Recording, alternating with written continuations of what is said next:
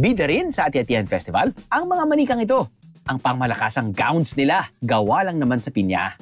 Pero hindi lang mga tradisyonal na kasuotan ang ginagawa gamit ang pinya fibers, ha? Meron na rin casual wear and accessories. At para mas lalo pang lumevel up,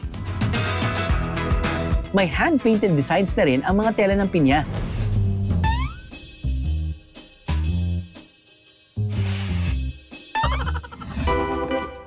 Ang pinya cloth, ginawang canvas ng artist na si Tita India mula pa noong 1980s. Nag-umpisa rin naman ang interest ko or my advocacy on the pinya dahil I paint on silk dati.